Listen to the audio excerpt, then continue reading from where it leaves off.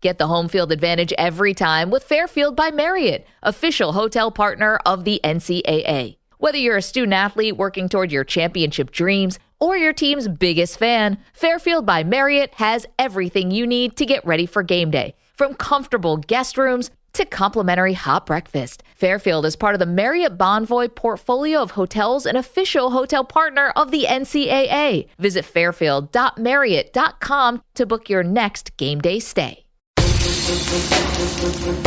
Welcome into The Verge, a show which covers the Baltimore Orioles minor leagues. The Verge is part of BSL Radio. Baltimore Sports and Life is dedicated to analysis and discussion on the Orioles, Baltimore Ravens, and the University of Maryland. The site has a team of writers providing coverage of those teams and houses live streaming content weekly. Join the conversations at the message board, like BSL on Facebook, and follow BSL on Twitter.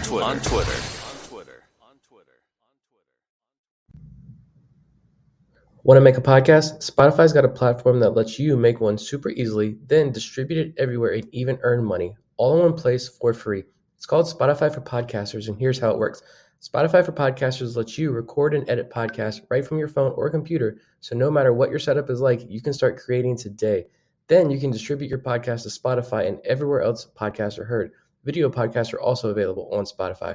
With Spotify for Podcasters, you can earn money in a variety of ways, including ads and podcast subscriptions. And best of all, it's totally free with no catch. Ever since we discovered Spotify for Podcasters, we feel like having options like video podcasts and Q&A lets us be more creative on another level. I highly recommend you give it a try. Download the Spotify for Podcasters app or go to www.spotify.com/podcasters to get started.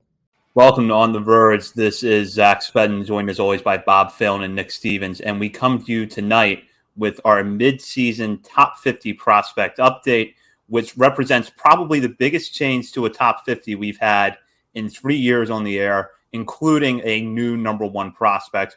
We'll get to that in just a moment, but first we want to shout out a new member of our Patreon community, and I'll turn that over to Bob. Yeah, so we got another new patron. Seems like we've had a consistent stretch of like one every week or so. Love it. Robert Holt, welcome aboard. Thanks for paying for a year up front too. Saves you a little bit of money. And you get an access for a year. You don't have to worry about getting charged again. So welcome aboard, Robert. Thank you for joining, Robert. And we will get in now to our top 50 prospect list. If you're watching this live, check BaltimoreSportsAndLife.com. In the next day or two, all 50 reports will be up on the site. If you're listening to this later on wherever you get your podcasts from, it's probably already up on the site. So check out BaltimoreSportsAndLife.com for the full reports. And on this episode, we're going to highlight all 50 players in this list, as we always do when we do our top 50s. And we'll start off with kind of the primer on how this list is put together. And I'll turn that over to Bob again, who, as he has for all of our top 50s going back to 2020, crunched the numbers to compile the final list. Yeah, the power's starting to go to my head. But no, I take our individual top 50 list and whoever's ranked number one gets 50 points, 2 gets 49, all the way down to the 50th ranked player gets 1 point from each list. I just combine the numbers and then say, okay, put them in order. And then ties go to, there's a little bit of a series of events where if we all three have a person on versus 2, and it's the same score, I go to the one with 3. Or my next thing is if they're the same amount of lists that they're on, but it's tied, whoever has a higher grade on one of the person's list gets it, et cetera, et cetera. And ties suck, so I try to break them. And yeah, that's basically it. Well, we'll dive right in. Adley Rutschman is no longer prospect eligible, which means that we have a new number one on our list, and that is Gunnar Henderson, the shortstop/third baseman currently with the Norfolk Tides, that is having what is probably the best all-around season of any Orioles minor leaguer to this point. And we're just going to start with him because we're recording this show on the same day that Baseball America released its midseason top 100 prospect list. And who was number one on that list? Gunnar Henderson. And in the lead up to our show tonight, the three of us, I know, all struggled with Gunnar Henderson or Grayson Rodriguez, number one. And in the end, it was unanimous. All three of us went with Gunnar Henderson for the first choice. And Nick, I'm going to start this one with you because you have pointed this out repeatedly on our show and over on our Twitter at BSL and The Verge. Gunnar Henderson has dominated at AA and AAA this year. and has yet to face a pitcher that is younger than him. Henderson just turned 21, I believe, back at the end of May, and he has yet to face a pitcher that is younger than him this season. Yeah, that's the most phenomenal aspect of all of this. Not one single plate appearance against a pitcher younger than him. And he's look at his AAA line as of today, a 151 WRC plus. There's over 205 plate appearances. So I mean, you're talking a real sample size here. 151 WRC plus. He's already got 9 home runs, which exceeds his AA total. OPS is at 946 just in AAA. I mean, it was a last second switch for me because I was joking. I didn't want to get bullied. I did have Grayson as my number 1 up until the last minute there. But I think this is the right move to have Gunnar Henderson at number 1. And it's not a shot at Grayson Rodriguez, or it's not, a knock on him because of the injury. This is how well Gunnar Henderson is playing. And I think Baseball America's report, the very last line, summed it up the best. With few holes in his game and prodigious production, Henderson could be on the cusp of stardom. I think all the hype that we've been generating for the last year or so is real, and he is truly, truly broken out this year in a major way. Yeah, he might be a better prospect than Adley Rutschman by the time he gets promoted, or by the time, if he doesn't get promoted, opening day of next year comes around, which is pretty crazy to say. And maybe he's not. I mean, Adley was pretty prodigious and up there, but I feel like, Gunnar Henderson, at least to me, he seems like a step above in his own tier right now as far as Major League Baseball prospects go, because Baseball America had Jack Centurio, number 2, who is a great prospect, no doubt about it, but he just got promoted to high A as a 18, 19-year-old. So, yeah, at least with Adley, he had Julio Rodriguez and Bobby Witt to contend with. To me, Gunnar, and maybe the Arizona Corbin Carroll might be the one that is up there with him. But it's just incredibly exciting. You graduate Adley Rutschman, and you just replace him with another top prospect in all of baseball, and Gunnar Henderson, and you lose Adley Rutschman, and you're still the best farm system in baseball because of Gunnar Henderson and Grayson Rodriguez. I'm not really docking Grayson because of the injury. That's why I had him above Gunnar until maybe a week ago. Like, I still think when he's back, he'll be fine. Back. He has a back injury. He'll be fine, and has ace potential. So I think they could easily be 1 and 2 prospects in baseball. And obviously the 1 and 2 best prospects in this system. But I just had to put Gunnar over the top there because just what he's done all year. He had, a 10-day stretch in AAA where he slumped, and that was it. He adjusted immediately and came right back hot as ever. So, yeah, this is the thing with Henderson is that we've seen him improve in just about every facet of the game this season. He's gotten better defensively at both shortstop and third base. His plate approach is miles apart from where it was last year. He's hitting for contact more, and honestly, the power has been more impressive than it was last year, which was not something I was expecting. I got to see Henderson Friday night in Norfolk, and opposite field home run onto the party deck out in left field, which is not an easy thing to do at Harbor Park. We talked about a lot last year when he was in Salisbury. He would hit opposite field home runs at Purdue Stadium, which is not easy. That might be an even harder shot the other way in Norfolk. And a few at-bats before that, hard hit double down the line. The other thing I will say, too, an underrated aspect of Henderson's game is his speed. He really does run well for a guy his size. And you can look at the 16 stolen bases in 19 attempts this season as evidence of that. But he just is quick around the bases. He has good footwork in the infield.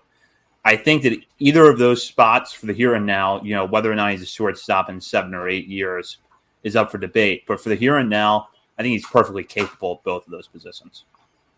Yeah, that home run was insane because the video looks like a pop-up, or maybe he fouled a ball off, just fighting it off, and that might have cleared the new wall in Camden Yards. I mean, that thing was just a bomb to the dead opposite field. I couldn't believe that got out the way it did.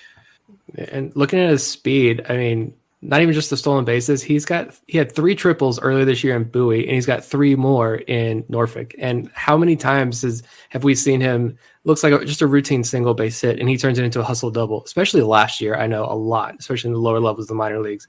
He's aggressive out there in the base paths, but he's smart when he's aggressive.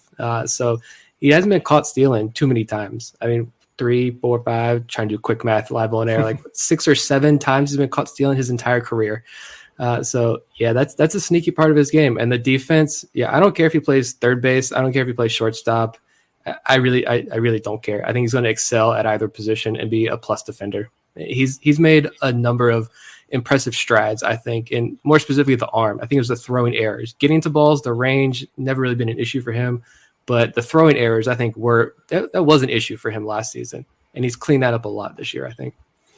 The thing I like most about him, though, I know this is a cliche term at this point, but is the growth mindset, because, I mean, you can just tell he is a guy that is never going to be satisfied with his production. He is constantly going to be looking to improve. You know, like you hear Mike Trout is, even though he's the best player ever, basically he's constantly trying to figure out, okay, what am I weakest at and improve that. He just seems like that kind of guy, just the way he plays, like you said, all out, and just the improvement we've seen from year to year with him between the swing decisions, the power, now he's adjusting to lefties. He's got a pretty good numbers against lefties in AAA since he's seen more of them there. And I don't know, to me, like I've never seen in my time as an Orioles fan someone make this big of improvements in this short a time.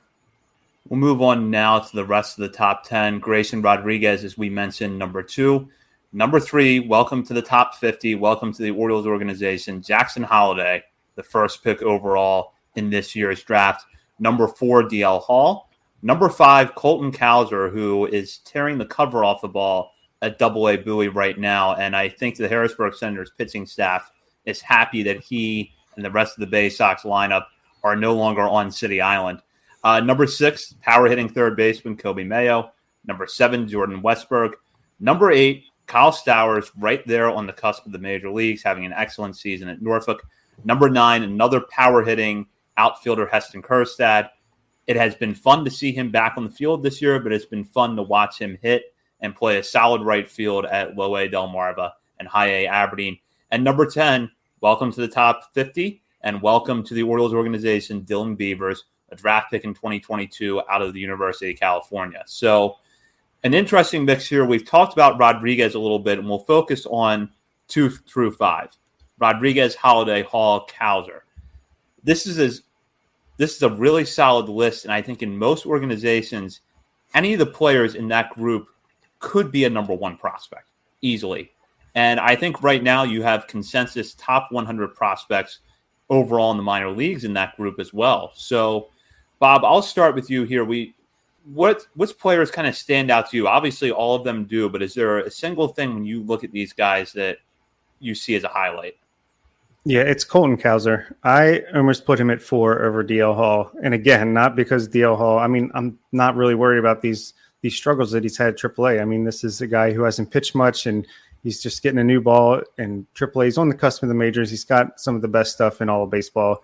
Not worried about him, but I almost put Cowser over him because and I had Kobe Mayo above Cowser last month, but just the way he's performed at AA Bowie is unbelievable. Shout out to Macus on the Baltimore Sports and Life message board, who wrote, I was curious about how Cowser would have to hit to fall even with Rutschman in the same number of plate appearances, talking about the numbers that Rutschman put up when he was at AA Bowie last year.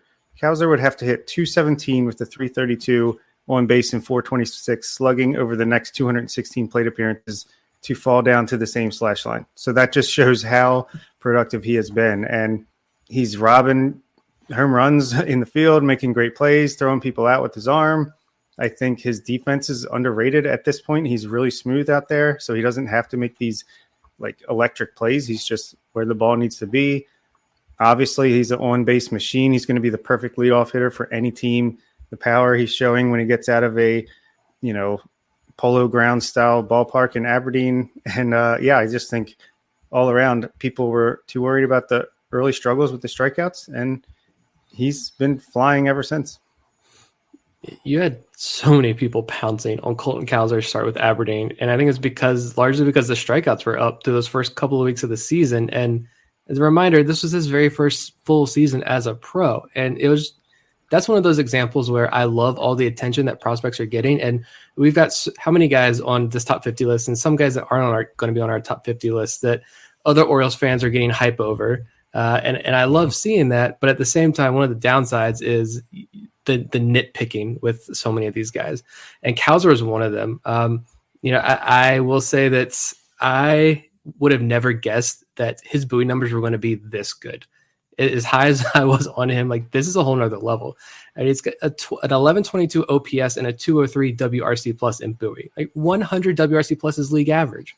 There's more than double league average right now. The power that's emerging is beautiful to see. I was expecting maybe an adjustment period in Bowie, the cries, more pitchforks to come out for Colton Cowser because he's struggling in Double-A, and then maybe he gives you enough at the end of the season to say, all right, to quiet some of the doubters and say, all right, there's confidence going into 2023, but we still do have some questions, right? Like I have no more questions. Like that's it.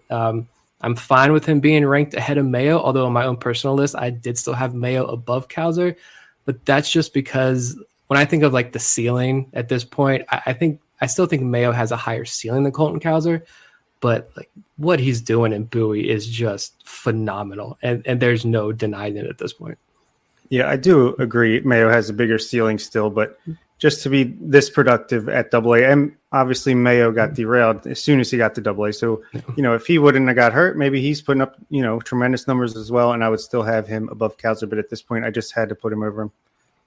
Yeah, I have to give credit to friend of the show, John Mioli, for the articles he's written about Cowser over at his newsletter, Maximizing Playoff Odds. He has really kind of dug into Colton Cowser's development this season and what he was working on early on that kind of explains some of his struggles at Aberdeen, and where now I think he's clearly struck a balance. He's found a way to stick with what has worked for him for so long, but at the same time incorporate the things that the Orioles were trying to work on him with, in spring training and at Aberdeen to tap into that power, because he's hitting for more power right now than he has at any point in pro ball. Part of that is moving out of Ripken Stadium, but I think part of it is also getting more comfortable at the plate overall. I just don't think he was comfortable that first month. It took a few weeks for him to settle in, and really going back to the beginning of June at Aberdeen all the way up until now, he has been one of the best hitters in the Orioles farm system and maybe one of the best hitters overall in the minor leagues. And yet he's only the 97th best prospect in baseball, according to Baseball America. Yeah, that's going to stick with him.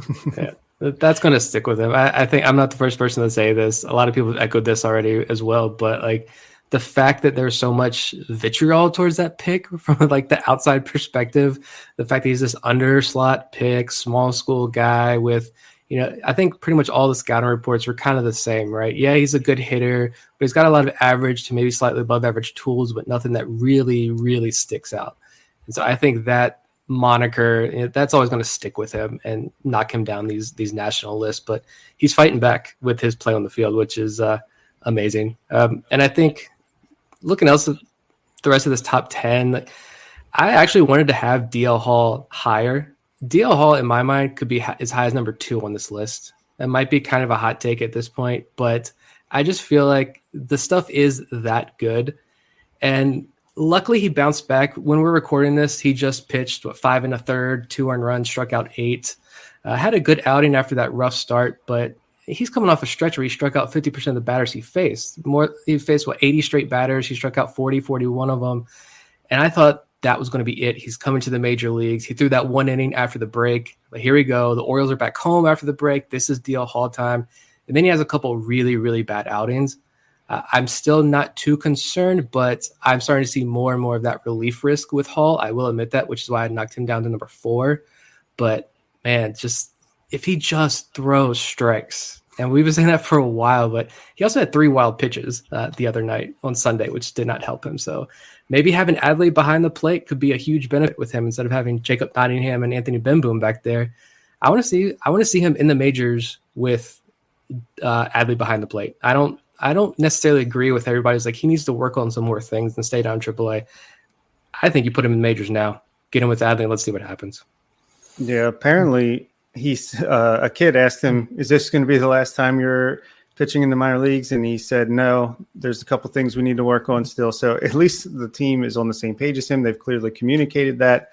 But I honestly think he's the type of guy that no matter how he's pitching in the moment, if he gets called up to make his major league debut, he's going to just come right at the occasion and pitch lights out. I just feel like he's a guy that's going to, rise to the occasion and make the most of his abilities. Just throw the ball over the middle with your stuff, and you should do pretty good.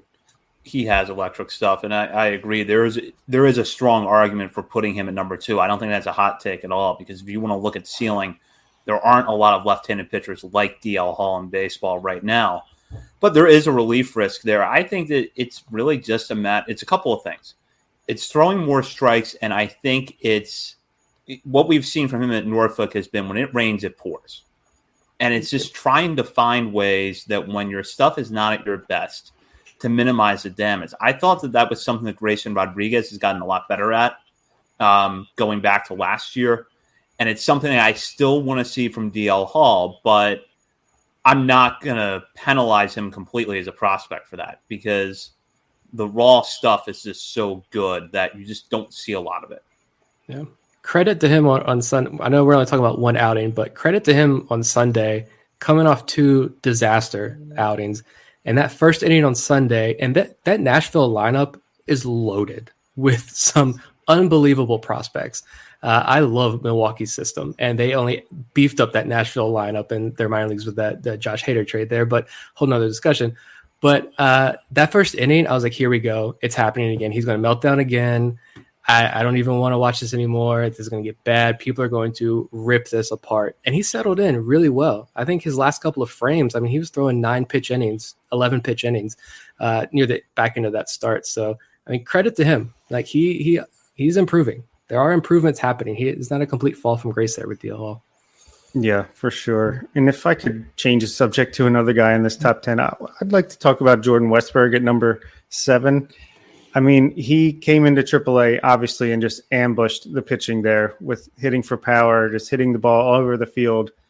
But I did notice when he was doing that his walk rate was like incredibly low versus his normal walk rate throughout his minor league career. So to me, that was just him.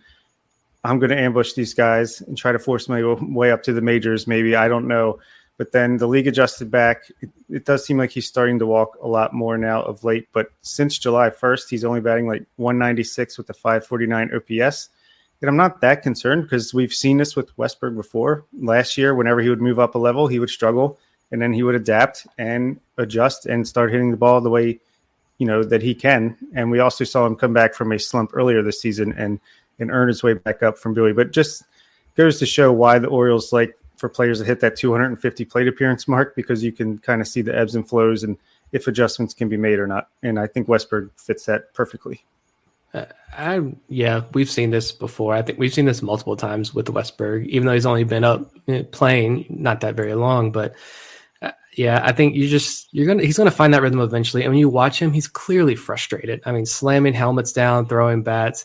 He knows he's not playing well right now. And if I've said it numerous times before, if there's one guy that I'm not going to bet against to figure it out and break out of those slumps, it's Jordan Westburg. I mean, anyone on this top 50 list, if I have to pick one guy who I have all the confidence in the world in, it would be Westburg, even over Gunnar, to be completely honest, just because so much of what we hear about him is how smart he is, the Mr. Fundamental nickname that he apparently gave himself, which is fine.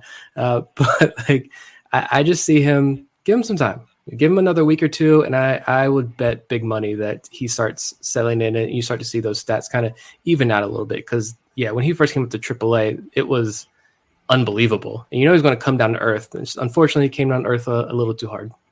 Yeah, I agree with you, Nick. I don't worry about him that much when he gets into these slumps. I've seen him climb out of it before, and he always seems to emerge on the other end a little bit better than he was before. So I don't worry about him too much. The big accomplishment for me with Westburg is how much his power has come around in the last 2 years. Because that was a big question mark coming out of Mississippi State for him is that raw power going to translate? Because he's a guy that you look at his size, he should hit for more power than he did in college. You see it in BP, but you don't see it in the games. And the Orioles have found a way for him to tap into that. And I point out, too, that he really came along last year at Aberdeen, which is not a home run hitter's park. And then this year, goes to Norfolk, which, again, not a great home run hitter's park. And he hits the ball hard. He hits the ball with authority. So he's kind of answered what I think was the biggest question mark with him coming out of college.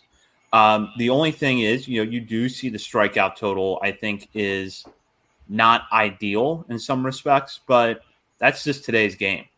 You're going to have to live with the strikeouts with most players. I don't think that Westburg is striking out at a rate that you look at and you think, oh, that's going to be his downfall against Major League pitching.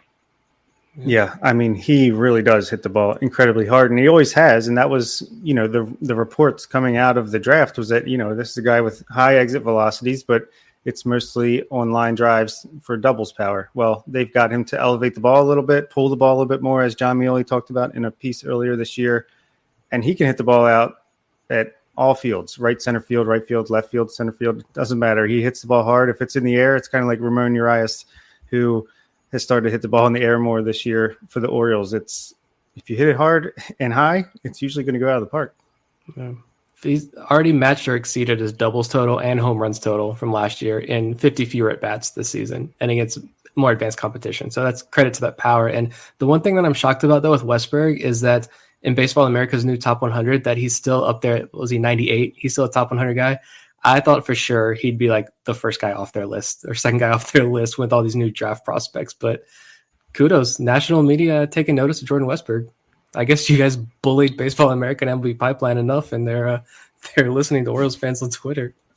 Yeah. Before we move into the next part of the list, I do want to talk about Stowers, Kjerstad, and Beavers, because it seems like even though Beavers is barely in the organization, he's already being compared in a positive way to Stowers, who, they were very similar players in college. Loud power from the left side, good defensive outfielders who can draw walks but strike out.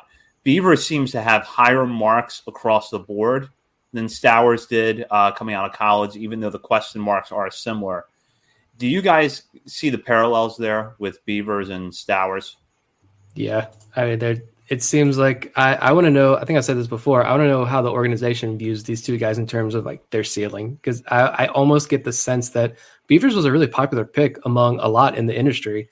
So I get the sense that imagine Stowers, but Beavers is Stowers, but a higher ceiling. I think there might be a little bit more risk, but a higher ceiling there with Beavers. I'm not entirely sure there. I know that this is a guy who I'm excited to get our eyes on for the first time when he finally starts playing games. Yeah, I would completely agree with that assessment. I feel like look at Stowers coming out of the draft when the Orioles took him versus when Beavers is coming out. Beavers is a more polished prospect right now than Stowers was at the time. And they might be thinking, hey, look, we did this with this guy. Just imagine if we get another Stowers type that has a little bit of Colton Cowser mixed in with swing decisions and plate discipline, and maybe a little bit less strikeouts, maybe more power. I don't know. But yeah, I think it's kind of cool that they followed the same mold in a way, and they know they can develop this type of player, and we'll see if they can do it again. The one thing I did want to say about Kobe Mayo before we just skipped over him was that, he's going to have a month, 5-6 weeks maybe of ball left in Double-A. The way these guys came up and started hitting Double-A, if he has a hot 5-week stretch here, he could be a guy that gets himself back in the top 5 coming into next year. Absolutely. And I think top 100 consideration when you look around the whole industry, because this is a guy that, like Gunnar Henderson, has consistently faced older competition throughout the season. I've maintained for a while that I think his defense is underrated. He has an excellent throwing arm. So this is a player that, with a strong 5-6 weeks, is probably going to be showing up on top 100 lists going into next season. And, we should talk about, Heston Kjerstad for a minute, because just him coming back this season has been unbelievable. But he's hitting really well. I think we're realizing that his defense is maybe an underrated part of his game. He covers a good amount of ground out there in right field. So aside from the fact that we're just all happy to see Kjerstad healthy after the bout of myocarditis last year and then the hamstring injury in spring training this year, he's looking like he's going to become a pretty productive player pretty quickly. Yeah, he demolished Low A, and that was no surprise, but to just knock off that rust immediately and just start playing the way he did was incredible. Nice to see him get up to Aberdeen and High A. And he has, the numbers aren't great. I wouldn't say he's struggling, because Chris Resitar, who went to the doubleheader at the end of this past week, said that he has the most professional at-bats on the team, he thought. So still, obviously, it's Aberdeen, it's short sample size. But if he's going to come out like this after another full offseason and getting ready for spring training, I feel like next year he could really take off. Yeah, that was going to be the point I made. You watch him in Delmarva, that's easy because you look at Delmarva's roster and it's a lot of 17, 18-year-old kids. But even now at Aberdeen, that short sample size, and even with Aberdeen's camera view, got to get the shot in there every time we can. You can tell he's despite missing over 2 years of time and what he missed time for, he's not pressing. He's not pressing at all. He's very patient. He waits for his pitch. I think it's all going to eventually come for him. I still view him. I didn't want to. We have a better idea of who he is now, but yeah, I wasn't going to knock him or rise him very high. I'm not going to shoot him up the rankings. Like, he's back. Look what he did in Delmarva. I kind of kept him exactly where he's been for me all year.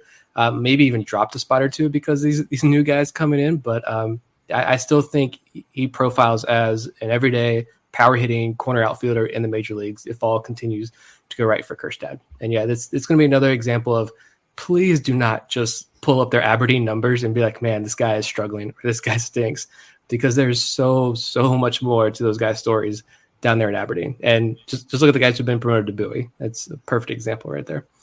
And I think that's a good transition point to move into 11 through 20 on our list, which includes some players that either have been at Bowie all year and have played really well, or have made the transition from Aberdeen to Bowie successfully. Number 11, welcome to the Orioles organization and to the top 50, Seth Johnson. He was acquired as part of the 3-team trade that sent Trey Mancini to the Astros. Johnson, a former Rays prospect, unfortunately down for after undergoing Tommy John surgery. We probably won't see him pitch in an Orioles uniform until 2024, but a guy very highly regarded around the industry. Number 12, Connor Norby, the hard-hitting second baseman who has taken it to another level at Bowie with his power production. Number 13, Taron Vavra, the on-base machine, who is quickly winning a lot of fans in the major leagues.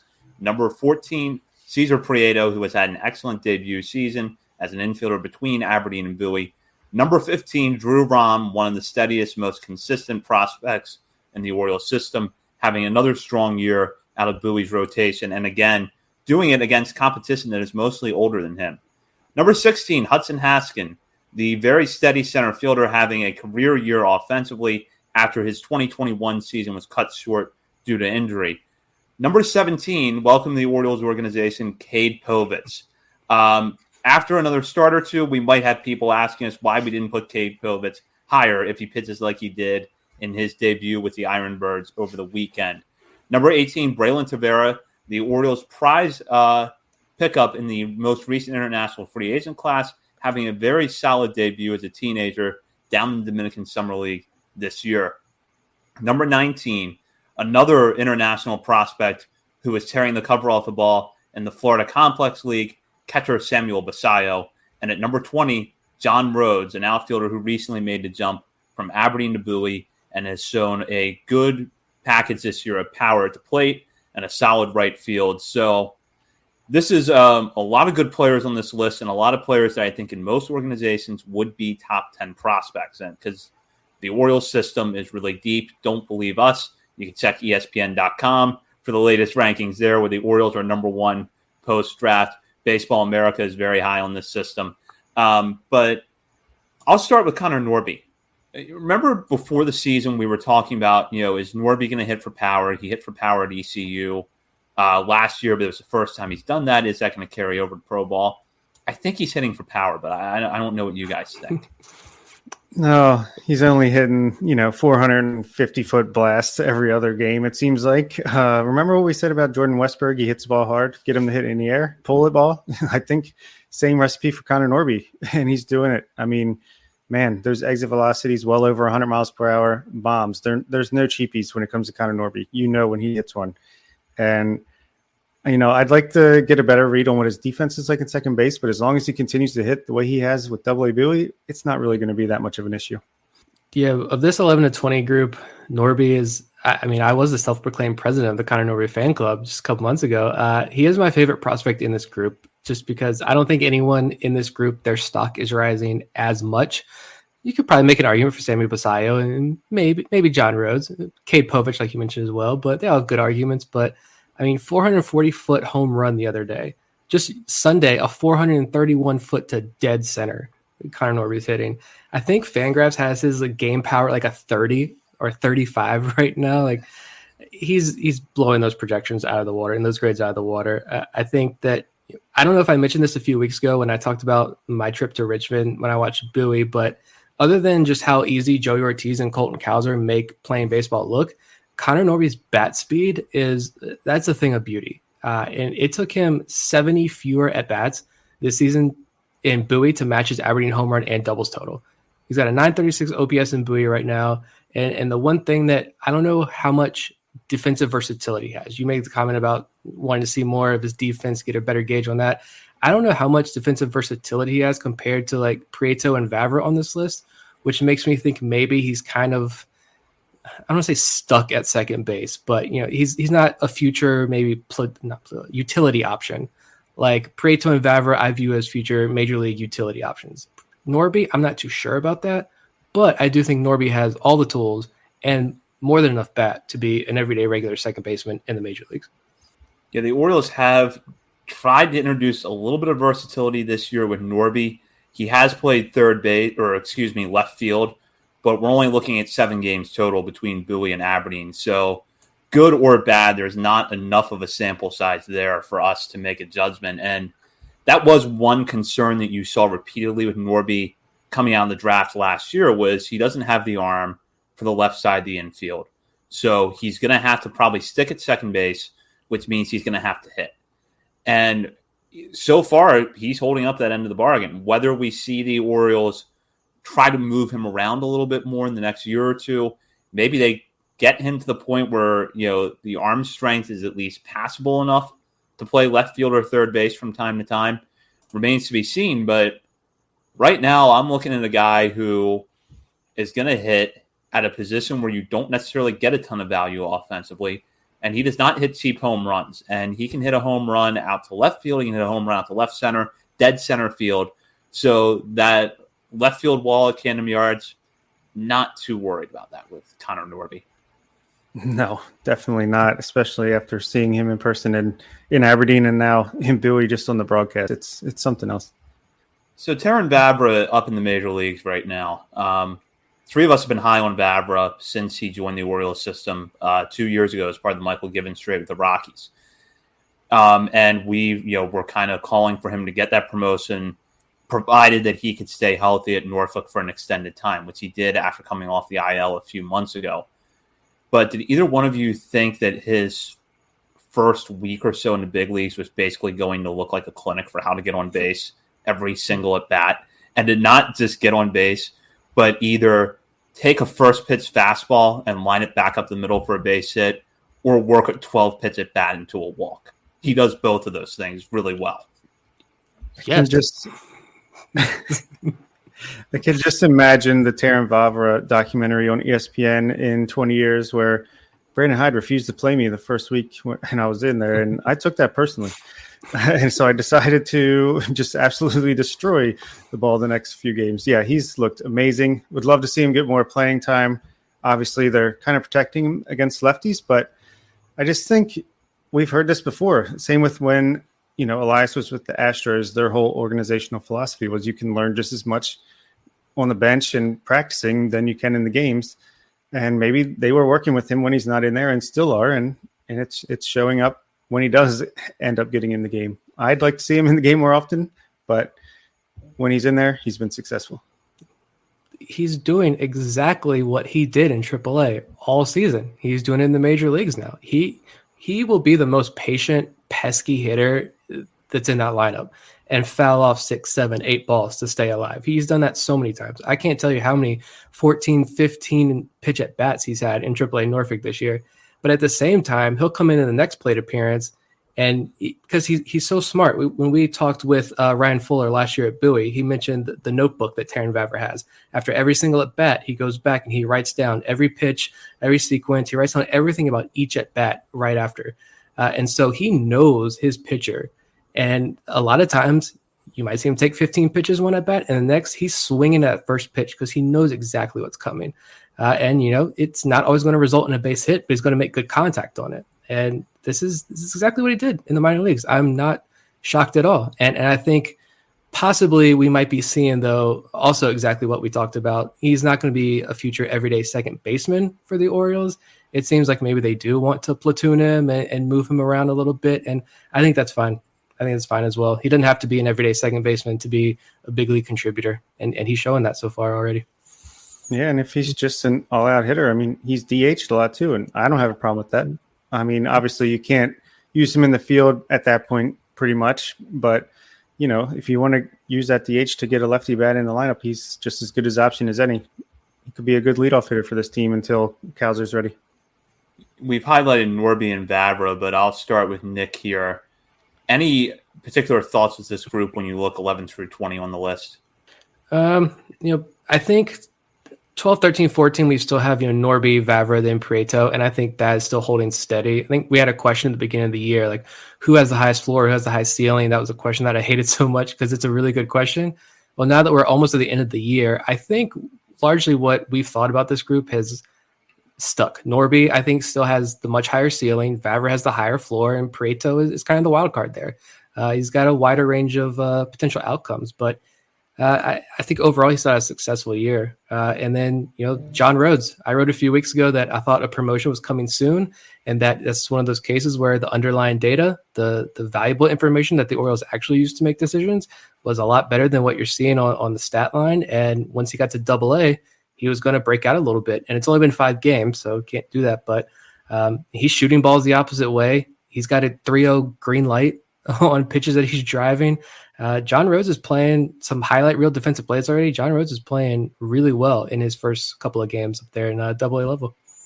Yeah, I'm glad you pointed that out about Rhodes. He's always going to be under the radar, I feel like. Another guy I feel like who even I've been sleeping on, Hudson Haskin.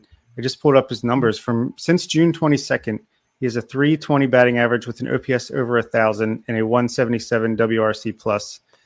11% walk rate, which is higher than I think in his entire career, and only a 21.5% strikeout rate. So yeah, Hudson Haskin, I feel like steady as ever, just going out there and doing his thing. He started off so hot, then had kind of a long cold stretch, but that's let's see, how many plate appearances is that?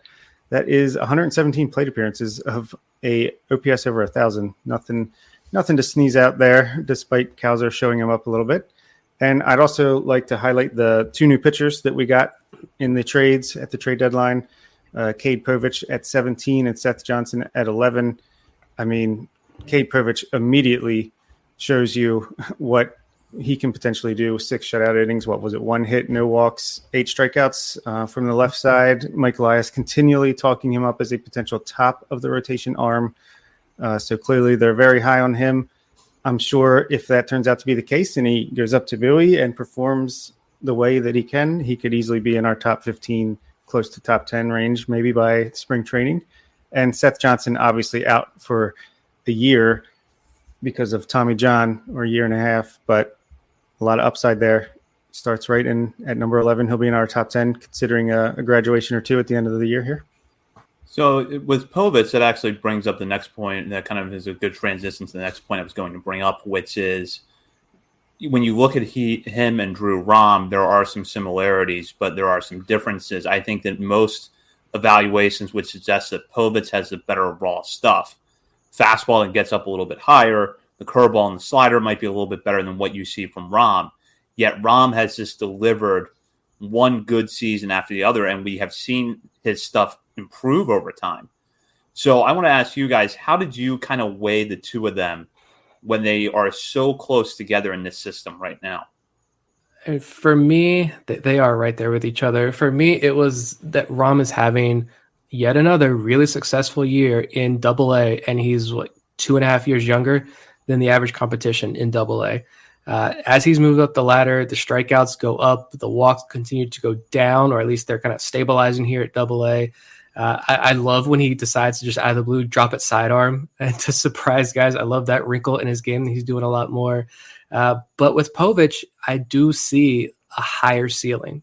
I think Rom there's something, I don't know what it is. I'm not a pitching coach. I'm not a scout. I'm very open about that. But I just feel like there is something with Drew Rom that he's on this, like the top of this hump.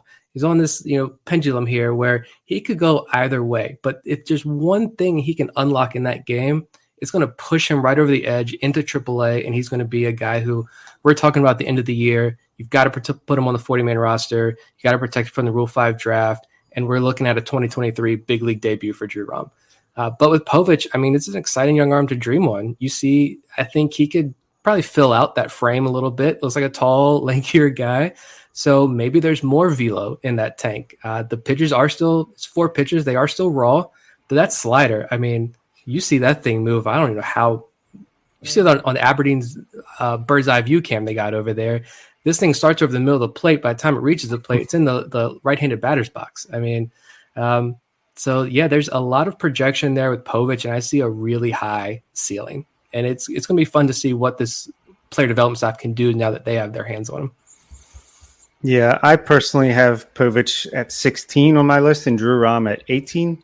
So I would put the ceiling of Povich a little bit higher than Rom, but Rom is no joke. I agree with what you said. It's underrated. He's still very young. Like, he's still learning, and he'll be in AAA either by the end of this season or the beginning of next season. And from there, he's very close to a major league debut. And whether it's in the rotation or out of the bullpen, I think he's going to be a valuable arm for the Orioles for quite a while. So it's no knock on Rom that I put Povich ahead of him, but especially after seeing him, actually watching him pitch for once, yeah, the stuff is legit. Watching clips, he's got nasty stuff. The Orioles will teach him a changeup, and he'll be even better. It was really close for me. I put Rom at 16 and Povich at 17 for kind of the reasons that Nick mentioned. Rom has just delivered result after result. And look, it's not an accident. It's not like he's just a guy that's compiling good numbers. He has a really good feel for his pitches. He has a fastball that is just a good fastball. He can put it anywhere. He does an excellent job changing speeds with it. And he can get it up there a little bit into the mid-90s. He just doesn't do it as consistently as Povich perhaps does. But Rom can get the fastball up there a little bit, and that is something we've seen more of in the last 2 years. If he's not in Norfolk's rotation by the end of this season, which I kind of think he should be, then he'll definitely be there to start next year as a 23-year-old. He didn't turn 23 until December. That's the thing that just impresses me about him, is that he consistently goes up against older hitters and overmatches them. Povich, though, in a few months, especially if he does get that promotion to Bowie before the season is over, which I think he should, he could move his way up this list considerably. And I'll go to Samuel Basallo now at number 19 for us. Basallo so far in 291 professional plate appearances between this season and last season has 11 homers. He has an 837 OPS with 6 homers in the FCL this year, and he's only 17 years old. Now, we know he's a good hitter, but one thing we talk about consistently with FCL guys is, don't worry about the home run numbers. Don't look at that as an indication of power, because they just don't always come right away, especially with players that are this young. Yet Basallo is hitting home runs in the FCL, and he's doing it against competition that is older. If that's, easy to believe in the FCL, he actually is, because he's only 17. And I have questions about where he ends up on the diamond eventually, but there's no denying that he is an advanced hitter for his age. I mean, he should be a junior in high school right now, and he already has 11 pro home runs. That's just absurd. And I think he's about reached the same number of plate appearances in the FCL as he did in the Dominican Summer League last year. And the batting average is up like almost 50 points. The OPS is up like 60 or 70 points. He's already surpassed the home run total. He's going to be a lot of fun. I think the arrow is trending up with Basallo. It is going to be interesting to see if he sticks behind the plate or has to move over to first base. But yeah, he's delivering right now as a 17-year-old kid. Those numbers are fun. Yeah, I feel like he's getting closer and closer to that Yordan Alvarez dream comp that we've put on him, or I have at least a couple of times. Man, he had 2 more hits today, I think. It's just a big kid. I don't know how big he's going to get. I cannot see him staying at catcher, but he's got a great arm, so maybe you can get him into a corner outfield spot, if not first base, to try to get the glove to play, at least some defensive value. But if there's going to be a legit first base prospect, I put there's no such thing as a first base prospect in our WhatsApp chat today, but Basayo could be one if that's where he's going to end up, because the bat is serious. Move on now to the next section on our list, and that's 21 through 30. Number 21, Gene Pinto, a young right-hander, putting together a solid season in Aberdeen's rotation. Number 22, Joey Ortiz, who is about the hottest hitter in the Orioles farm system right now, and he has done that while continuing to play an excellent shortstop and working his way back from a shoulder injury that cost him most of last season. Number 23, the young shortstop Michael Hernandez, who is currently in the FCL. Number 24, Michael Ballman, who I will mention is barely eligible for this list. We actually did the numbers today because we weren't sure that he was prospect eligible still. And Ballman is a day away of service time from graduating. So this is likely the last time he will be featured on this list.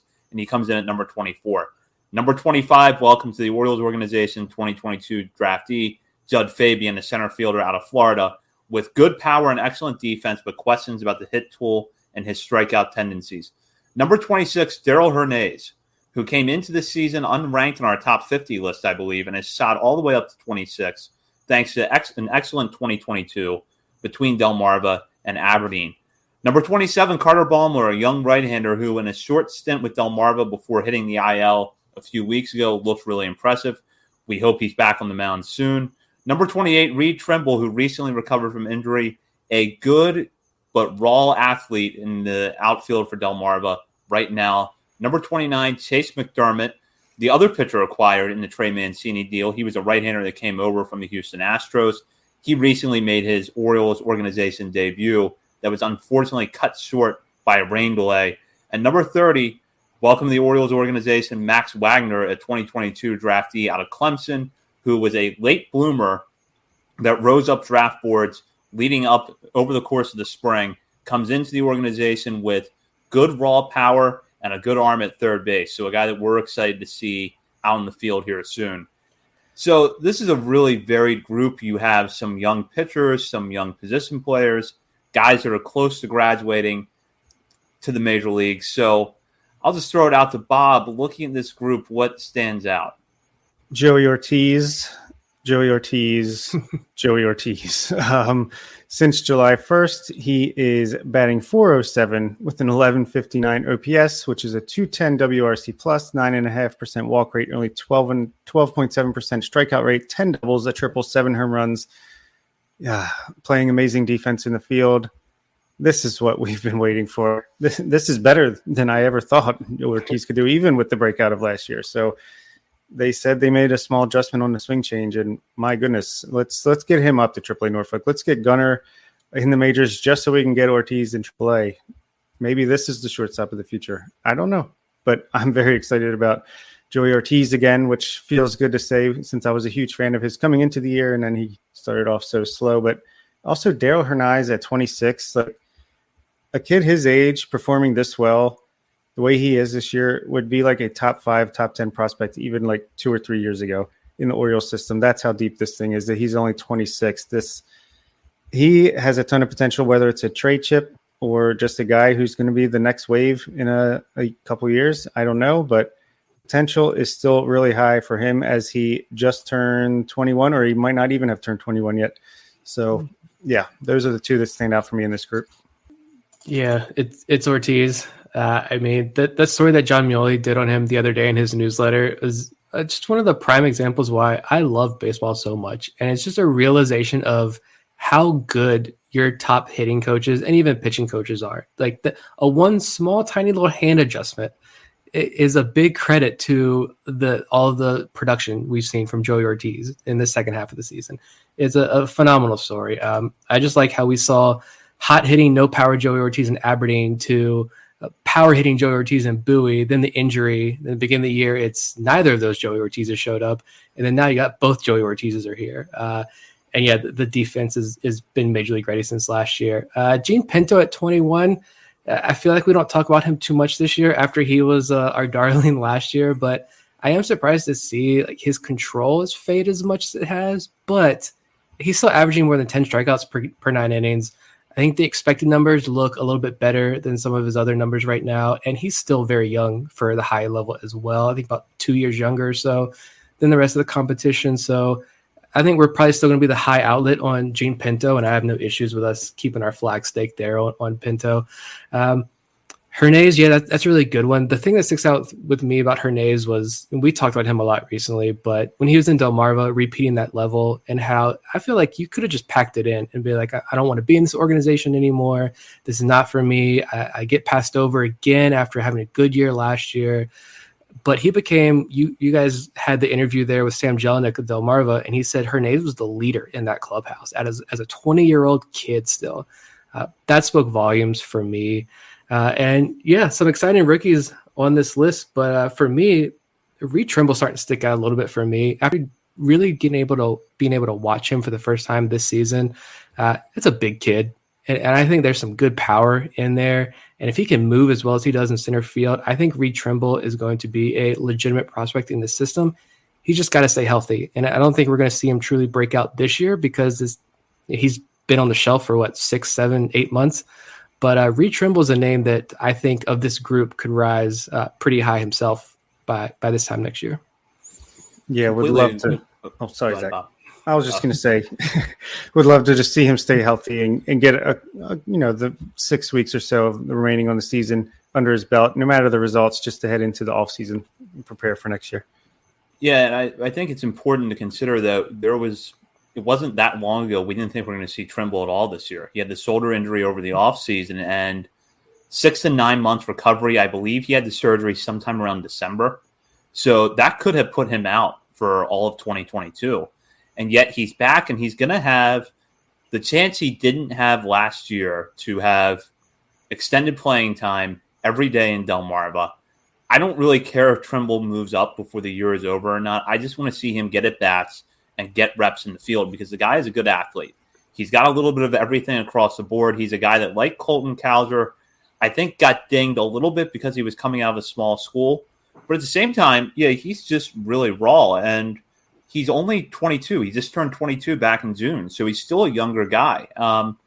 Good athlete overall. I'm happy that he's healthy first and foremost. And I'm looking forward to seeing what he does with extended playing time. I did want to turn our attention to Michael Hernandez for a minute, who drops down to 23. We had him, I believe, in the teens on our preseason top 50. And he's kind of consistently been ahead of Basayo for us. And now he drops several spots behind him. And I don't want to compare those two because I think it's unfair. But Hernandez has really struggled to plate this year. And coming into this season, I'll admit that I didn't care that much about the raw stat line with Hernandez because he's only 18. He's in the FCL. What I wanted to see was the strikeout to walk numbers, which were pretty good in the Dominican Summer League last year, stay the same. If they stayed the same and he only hit 240, I was fine with that because that would show to me that he has, an advanced approach for his age, and eventually everything's going to click. The walk numbers have been the same as they were last year. In fact, he has the exact same walk rate that he did in the Dominican Summer League last year, yet he's striking out significantly more, not hitting for more power, not hitting for a higher average. So what was it for you guys that maybe raised some red flags with Hernandez? For me, it was the strikeouts a little bit.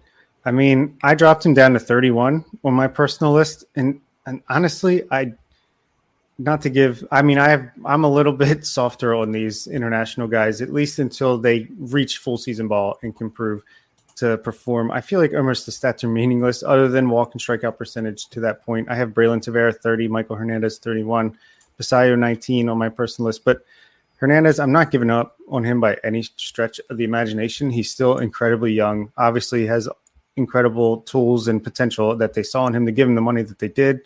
But yeah, until, he's in probably Delmarva next year, or maybe he repeats FCL. I'm not sure. But once he gets into full season ball, then I feel like we can really and watch him play. That's really the missing ingredient is we don't have video. We other than Eric Garfield, yes, great video, but we don't have that, in-game action video that really we can compare and contrast from other players in the system. Yeah, for me, I think it was Fangraphs that noted, the numbers were not good last year in the DSL, but a lot of his batted ball data did improve noticeably well as the season progressed. And so I was optimistic about what we were going to get out of him this year. And you've heard the physical comps, again, not the overall play comps, but the physical comps of, the A-Rod and Manny, this tall kid, good defender at a premium position. But we just haven't seen anything move on that stat line, really, except the strikeout rate. I still don't think he has a professional home run. And so that's, you don't want to base all of this, obviously, on, FCL and DSL stats, but the only real report we've gotten from the organization is we've made some changes with him, and he's working through that. That was Kobe Perez, I think, with BaltimoreBaseball.com the other week. And so let's see. He had a stretch there about a week or two recently where he was putting up production. He was putting up some numbers down there in the FCL, and I think he's started to cool off a little bit again. But you want to see something from Hernandez. If we also had Kobe Perez on the show, and he said, look, Venezuela, I asked him about Venezuelan kids. What is it about Venezuelan prospects that this organization has become really fascinated with? Because such a big chunk of especially their most recent draft class, comes from Venezuela. And he said he goes down there, every other week or something, like once a month he's down there watching kids. And he said a lot of times, these kids, it just takes some longer for these guys to develop. And so that's why I'm still holding out a little bit of hope there with Hernandez. But he's definitely among this top 30 group. He is the one that I might have some of the bigger questions about, to be honest.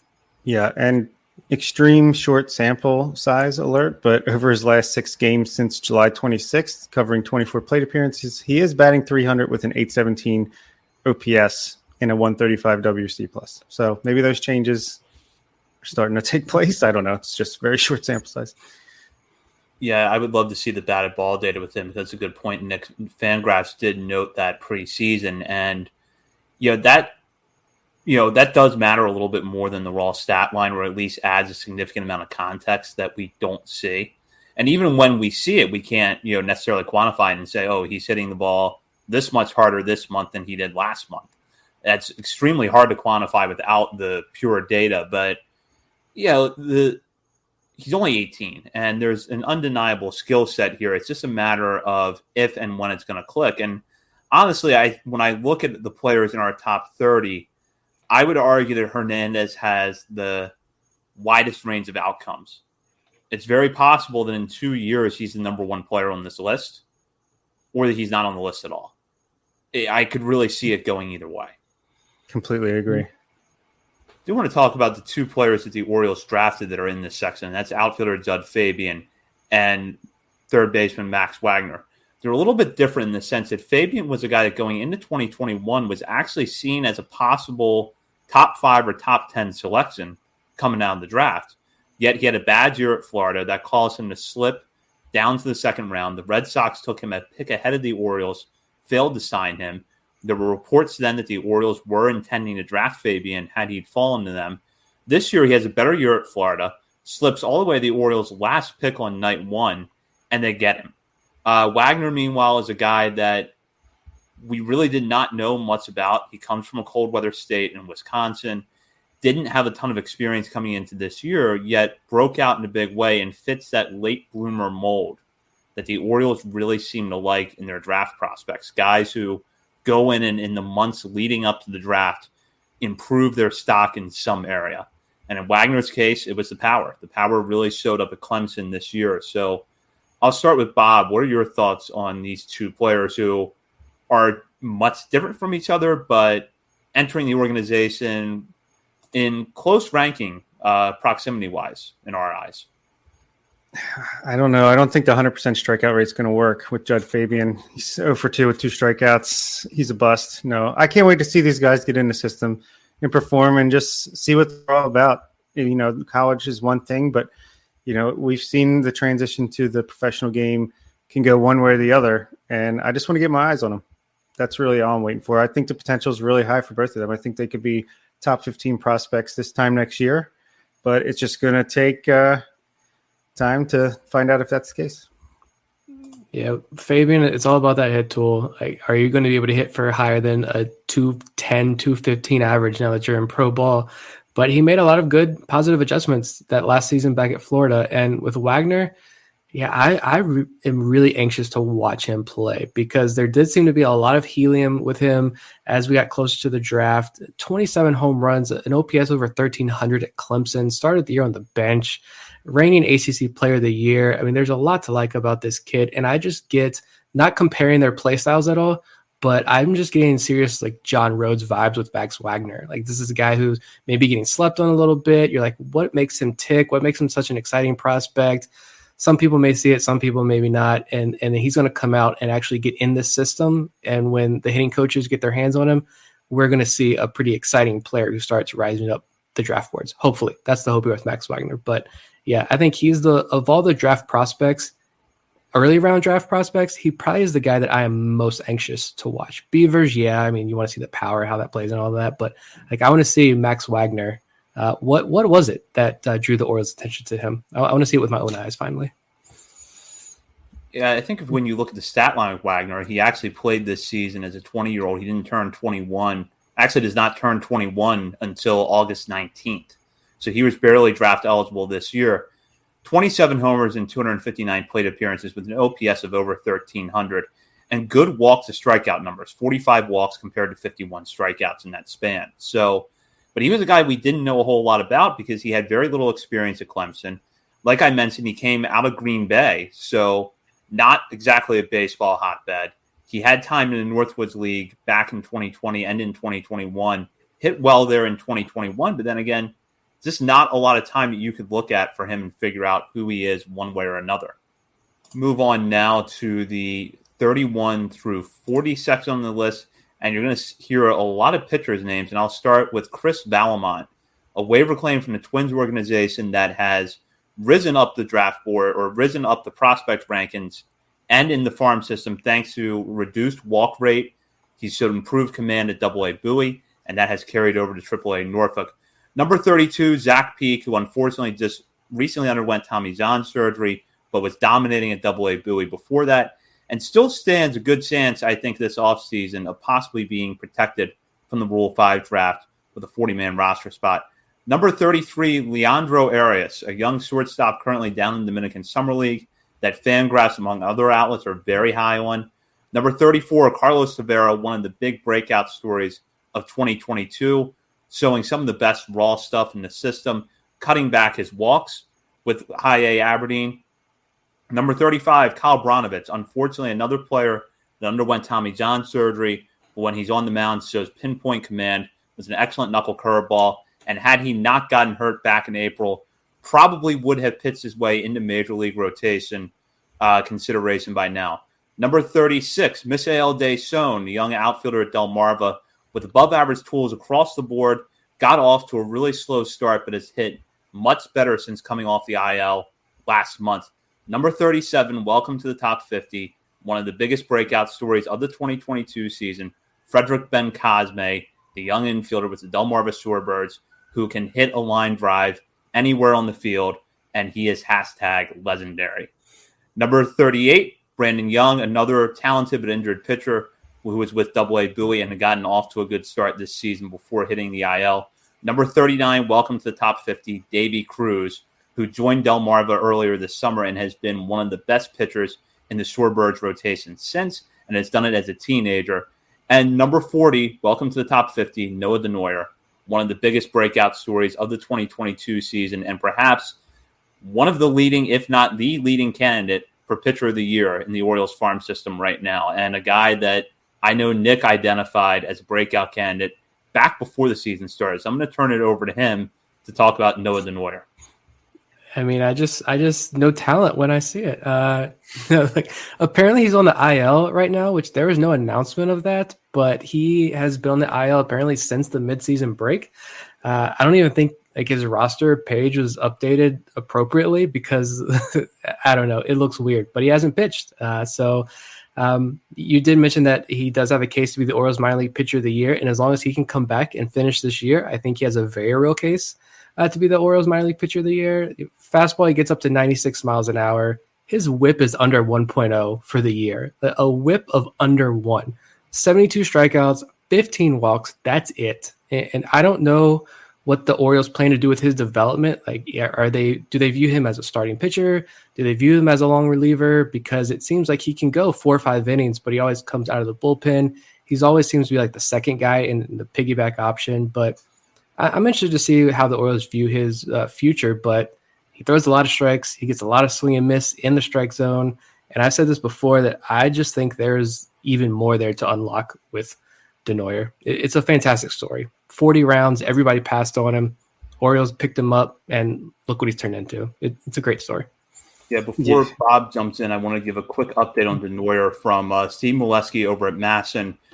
3 days ago, Molesky wrote, quote, "The Orioles were hoping that Bowie right-hander Noah Denoyer can return to pitch before August is out. He had some elbow discomfort and was briefly shut down." Yeah. So that's the update on Denoyer. Oh, I missed that. That sucks. Yeah, I missed that too. But at least they seem optimistic that he'll be back soon. So, yeah, I don't know. My first thought, I was going to say maybe, it's a way to limit his innings and just kind of shut him down for a couple of weeks coming out of the break, give him a longer break. But because the Sim Contribute had video on Twitter of him like shaking a liquid or some kind of drink of some sort with both hands.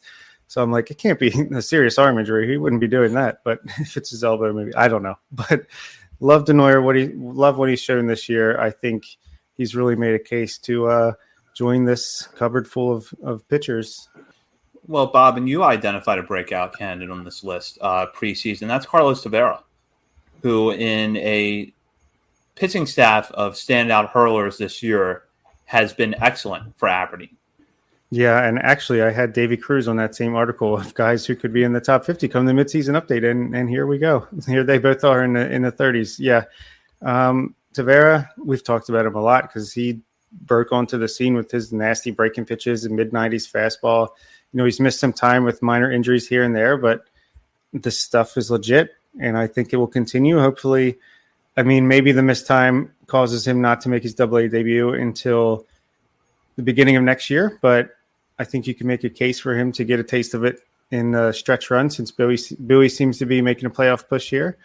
And just to get to the other guy, Davey Cruz, he's very young. He's only 18 years old. Yeah, he walks too many guys, but stuff's electric coming out of the left side of the mound. And this year's Gene Pinto. I cheated and picked like 4 or 5 people that it could be, and maybe I got one of them right. I love Davey Cruz, and we are not the only ones. Baseball America had him jump into their top 30 a couple of weeks ago. 18-year-old kid, legitimate strikeout stuff. The fastball gets up to 95, 96 miles an hour from the left side. The slider works already. I think he's got all the makings of a future starter. The walks have been getting kind of ridiculous. Can't lie there lately, but he's 18-year-old kid and making his full season debut. So it's very raw, but I think has a huge, huge ceiling. Same with Ben Cosme. The ceiling on both these kids is unmeasurable, I feel like. And with Tavera, I'm getting more and more reliever wrist vibes with Tavera as well. Kind of like Hall, but they're more extreme with Tavera. You watch him pitch, he's a violent pitcher. And you often hear that a lot with the national evaluators say, you see the head whack. That's usually a good indication of possible future relief role or how violent they're throwing the ball. Tavera does throw pretty violently, but I feel like even if he ends up as a reliever, if he can throw 96, 97, 98 miles an hour, he's got a really good slider. He's got a good changeup. This is a guy who, walks are lowered, in Aberdeen, but they're still pretty high as well. This is a guy who's going to could be a really effective reliever as well. And either way, whether you're a starter or reliever, I think that's a success story. If you can get a pitcher, draft him and groom him and turn him into a major leaguer, whether it's bullpen or rotation, it's a success. But yeah, Tavera was tagged by many as a potential breakout star before the year, and he's proven everybody right. This is a great season for him. I gotta jump in here at the mention of Frederick Ben Cosme because, my goodness, I'm probably the highest on him. I have him all the way up at 26. I just feel like he doesn't strike out. He walks at a good clip. He hits everything. He's so much fun to watch. He's smooth on defense. I love this guy, and I don't know if he could get up to Aberdeen before this year is over. I doubt at this point that he will, but maybe. Would love to see it, but because I would definitely go to probably every single home game from that point on. he's probably my new favorite, or at least one of my favorite players in the system. And it's awesome just to see an international breakout like this. And it's not just us. I think, was it Fangraphs or Baseball America also shouted him out at some point recently too? Yeah, I believe it was Baseball America. And I go back to last summer when Ben Cosme was hitting really well in the Dominican Summer League. And he was not a guy we knew a whole lot about going into the 2021 season.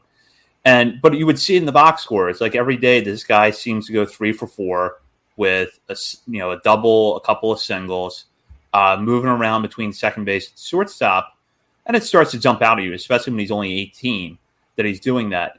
So I had high expectations for him. Kobe Perez really talked him up when he was on our show earlier this year. But there is no way that before this season started, I would have told you that Ben Cosme would only play 2 games at the FCL before getting promoted to Delmarva. And in close to 50 games there, he's at 45 right now, would be hitting 349 with an OPS of 857 and more walks and strikeouts. Nope. It's probably my fault that he's so low on our master list, because I think I have him 48th on my personal list. I wasn't sure exactly what to do with him because, first of all, there are just so many pitchers on the 40 to 50 range that I really like and I wanted on my list, and I think they deserve to be there. And Ben Cosme, whether you've got him in your top 20 or top 50, he belongs pretty high up in Orioles prospect list. One of the best bat-to-ball skills in the entire organization. He rivals Colton Cowser, I think, in the bat-to-ball skills department. I don't think that's an exaggeration at all. The only thing is, it's not a lot of power. It's a lot of singles. It's a lot of bunt base hits as well. If you hate bunting, get used to it. The kid can bunt extremely well. I'm putting together the bunt highlight tape once I get enough on film. But he's starting to show more power as the season's progressed. More home runs, more doubles. They're coming. That ISO is rising. And I think you look at his frame, he can build on it. And I don't know how much you want to bulk him up because he's such an athletic player as well. But you can add a couple more pounds there. You can add some good muscle on him. And, the Orioles have been really good about tapping into that raw power these guys have. And Ben Cosme has it. Right now, he's finding success in the lower levels of the minor league, just hitting the ball and getting on base and making noise. And, yeah, it's hard not to be really excited about Ben Cosme and what his future could hold. Well, I think that's a good point about Ben Cosme because you can watch him over the course of a game, and in his first at bat, he'll drop a bunt single down the third base line. And it's like, all right, that's good that he can bunt, but that's not, his path to the majors. Then his next at bat, he'll hit a line drive down the right field line. Then he'll lace one into the gap in left center. So the bat to ball skills and the ability to move the ball around the field are there. I think it's just a matter of as he fills out, do some of those singles start turning into doubles? Do those doubles become home runs? And I agree, you don't want to bulk him up too much because I would start to have concerns then that maybe he is limited to second base. But I think there is the possibility for him to add good muscle. And I'm going to use that to transition to Dason, who was a guy that we were really high on after his breakout season last year at the FCL. And for the first 2.5 months at Delmarva, there was honestly not much good you could say about his production. But he came off the IL back on July 22nd, and although it's only a 12-game sample since then, he has hit much better. 839 OPS and 52 plate appearances across that stretch. Both of his home runs this season have come during that time period.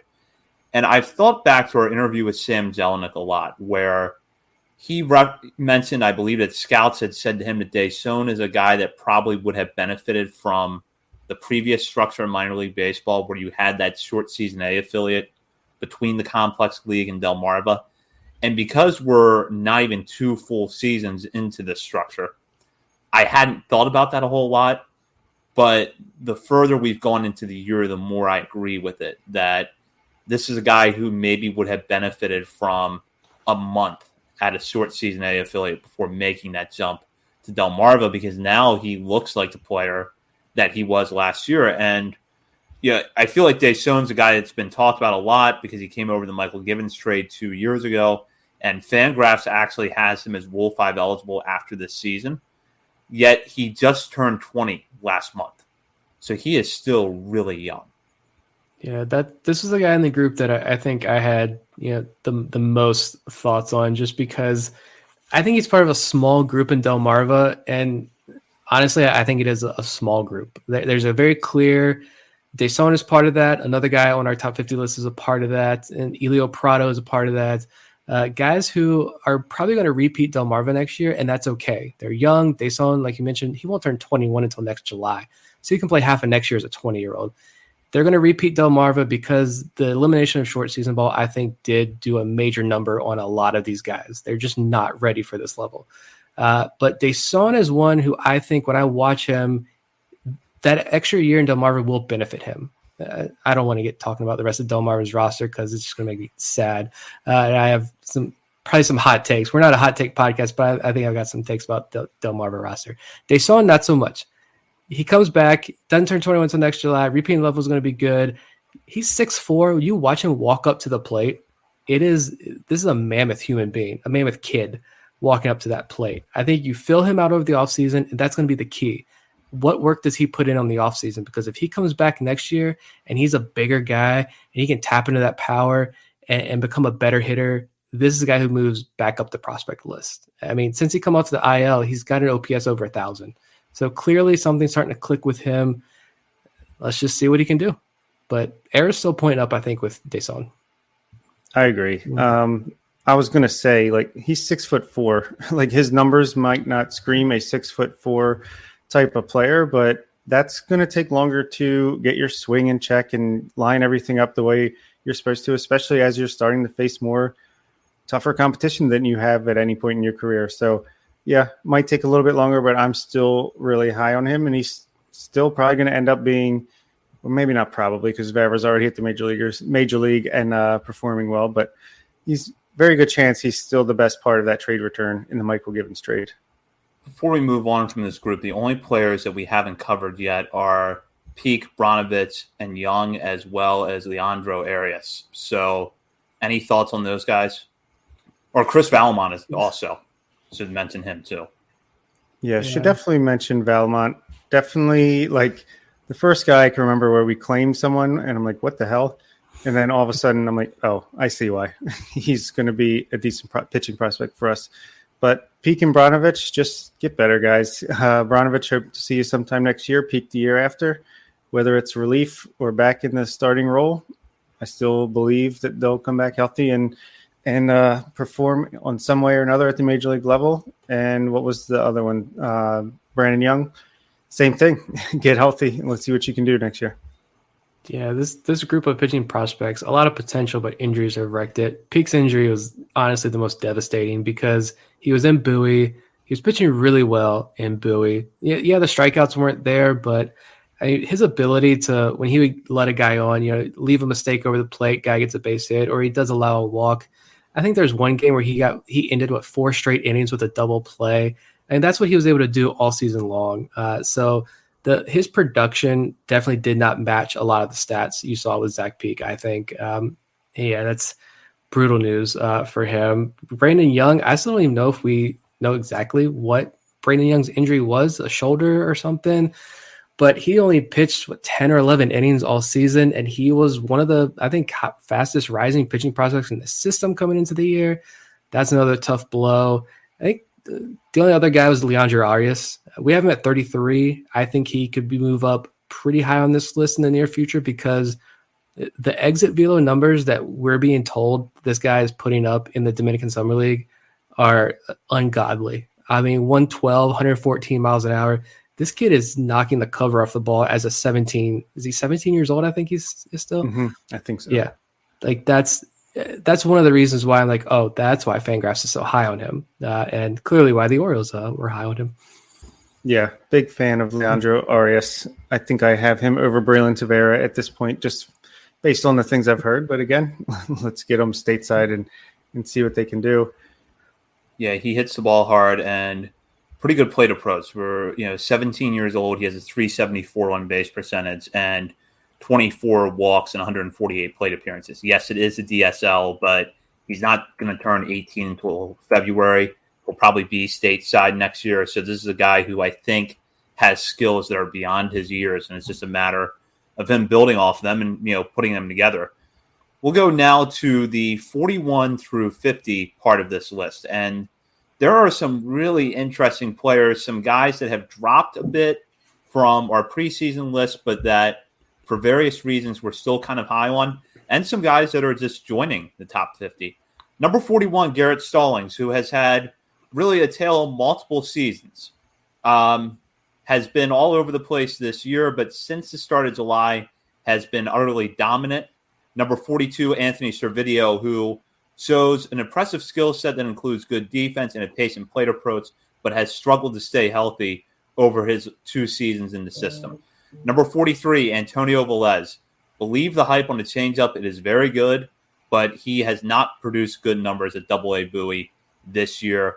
Number 44, Ryan Watson, one of the biggest risers in the system in 2022, a guy that, like Noah Denoyer, has shot up our prospect rankings and is making a strong case for Orioles organizational pitcher of the year.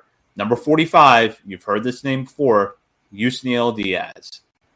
Number 46, Dante Williams, an outfielder that has put up mixed numbers at Aberdeen this year, but shows a good plate approach and an excellent defensive outfielder. Number 47, Robert Newstrom, left-handed hitter who can hit the ball just about as far as anybody in this farm system. The strikeouts have been a little high this year. Batting average not quite where you would want it, but the power is definitely still there with him. Number 48, the young infielder Anderson De Los Santos. Number 49, Maverick Hanley, who has shed the glove-first catcher label this year by hitting very well at AA Bowie and not just getting cheap base hits here and there. He has hit some tape-measure shots for the Bay Sox. And number 50, Isaac De Leon, a young player who, like Misael Deson, got off to a slow start at Delmarva, but has an interesting skill set and has started the surge of late. Like I said, this is an interesting group, but I want to start with Garrett Stallings because I think we had an idea of who Garrett Stallings was coming into this season. Ground ball pitcher, good command, but had trouble with the long ball. Leaves the fastball out over the plate from time to time, and hitters can do damage against that. The question is anybody on base when they, come up and they hit a fastball, off the wall or over the wall for a home run? He was more or less that pitcher for the first 2 months of the season and then completely unraveled in the month of June. But since the beginning of July has been one of the most dominant pitchers in the system, not walking anybody, striking out guys more than he has at any point in his 2 seasons in pro ball. And the home runs, that he's managed to keep them in check. The ground ball numbers have come back up after taking a serious dive early this season. And Nick, you had an interesting observation on one of our Patreon exclusive dailies recently about Stallings and his mix of pitches, and that his success really depends on a couple of secondaries in particular working. Yeah, I watched his last start against Harrisburg pretty closely, and I was pulling up his game log. He hasn't given up a home run in his last 2 starts. For me, that's huge. I have no idea what to make of Garrett Stallings, to be completely honest, but I did keep him. He's on 41st on my list as well, because you look at the June, ERA almost 30, whip of almost 5, right? Release him. He's done. He's toast. This is a fall from grace like I've never seen before. But he turns around in July, a 1.46 ERA, a 0.81 whip, 31 strikeouts, just 2 walks in the month of July. You cannot ignore that. And what I saw in Harrisburg was he fell behind 1-0 a lot, unfortunately. And when he did that, he's relying on that fastball. And the fastball it's just not a pitch that has a ton of movement, right? It's not a high velo pitch as well. It's low 90s, it's maybe upper 80s later in the games. But when he has to rely on that fastball, it's going to get hit. But if he can get ahead in the count and command the bottom of the strike zone, that's another issue as well. When he doesn't have that command of the bottom of the zone, this is where he wants to live, things get out of control.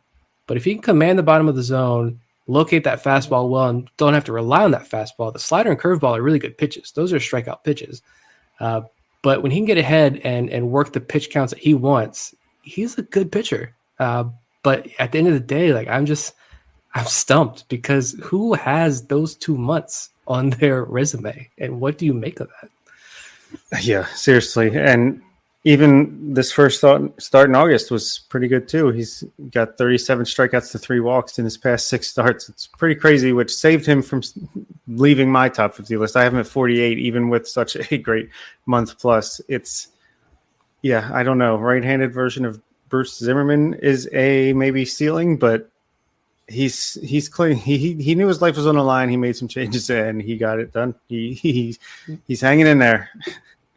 I want to know more about what happened in June, and I've been a little bit conservative in moving Stallings around on my list because of that, because I just look at his splits this season month over month, and I keep thinking to myself, what was going on in June? Because it's really hard for me to wrap my head around, him being solid in the way that Garrett Stallings is typically solid for the first 2 months, then awful, and then dominant. And to be clear, his June was not just like, he had bad luck or he had one outing that really inflated his numbers. All of his outings in June were a real struggle. His command was getting away from him. He was giving up home runs. And then all of a sudden he flips a switch and he looks not just like the old Garrett Stallings, but a better version of Garrett Stallings than I think we've seen at any point in pro ball. And I agree with Nick. The curveball and the slider are true strikeout pitches.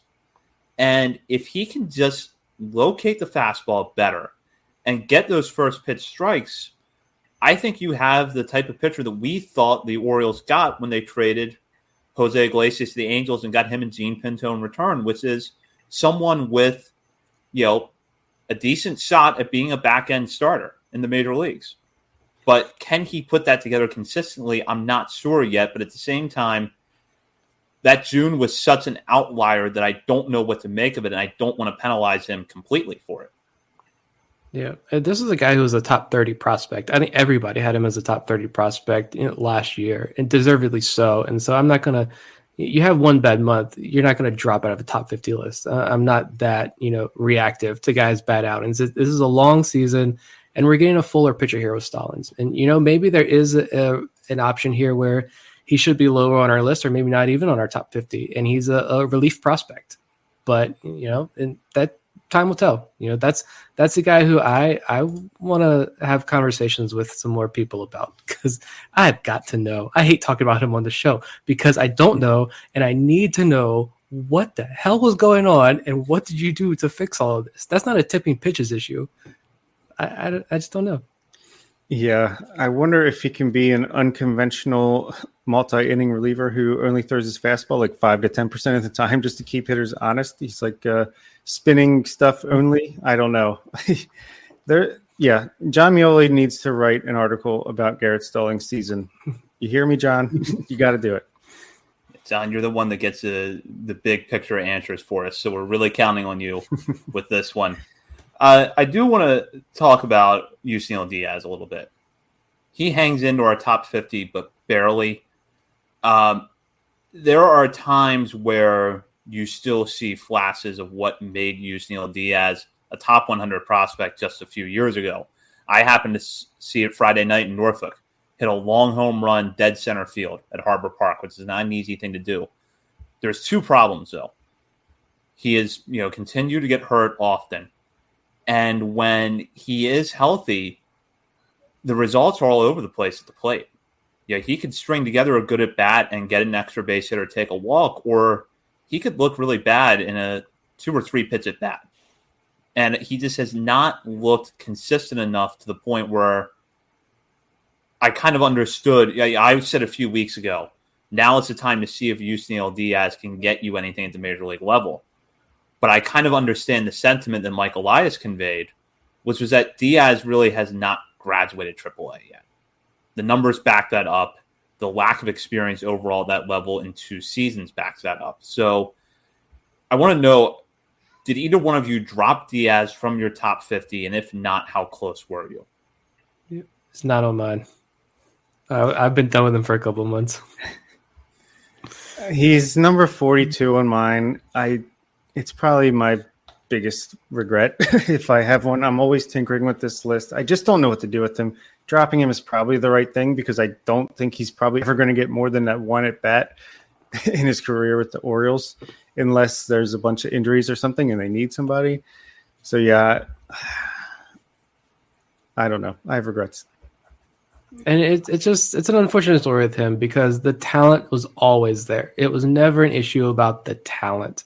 The arm out in right field, the defense is good. He's a guy who I thought for sure could be a guy you bat 6th, 7th, 8th in your lineup. He's going to hit 260, 20 plus doubles, 15 so home runs a year at the major league level. But the injuries just kept piling up. And like you mentioned, Zach, that is the case. He could have a beautiful swing, puts it all together, beautiful home run shot, a couple hard hit base hits. But at the same time, he's going to strike out 3 in his other 3 at bats, and it's going to be at junk in the other batter's box. I mean, it feels like easy. Fastball up, slider away, you got him. He's over.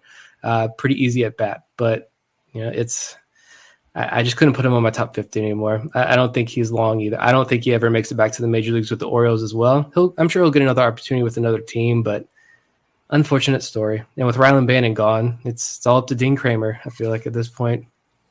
Also feel like Diaz is a guy, you catch him on a good day, like in person especially, you see him hit the ball 100 plus mile an hour off the bat. It sounds different. Like you'll be like, oh my God, this has got to be the best player in this organization. But then you look at his numbers and his days on the IL and it's a different story. So yeah. And maybe we should talk about Bannon a little bit. He fell off our list and then went back to the Dodgers. Happy trails, Rylan. Good defense over there at third base. I actually really enjoyed watching him play third base this year. Actually, lately, I think he'd been one of the more consistent, clutch hitters for that Norfolk lineup. But clearly, the organization wasn't ever going to give him a real opportunity. The fact there was nowhere for Bannon to go, and I'll just throw this out there. This is why depth is important, because back when this show started in early 2020, Rylan Bannon was a guy that we talked about a lot. Mm-hmm. That we were excited to see what he could do after that strong 2019 season at Bowie. Was he going to tap into the power? Could he hit enough to stick at third base or second base every day, at least while the Orioles were transitioning to becoming a contending team? Because at that point, Gunnar Henderson might be 5 years away. You got to have your options lined up. Yet Ramon Urias, I think, has kind of been what we would have hoped Rylan Bannon could be. And Urias was not on our radar at that time. So that is why depth is important, because not everyone is going to work out, but hopefully you have someone right there that can step in and fill that role. And I think that, Urias and Bannon is a perfect example of that. That's a great point about Urias. As soon as, when we were in St. Louis, the Orioles were in St. Louis, and they brought Bannon up, it was like, okay, he'll finally get his chance. We need an infielder here. No, he gets immediately sent back down. Tyler Nevin gets the opportunity instead.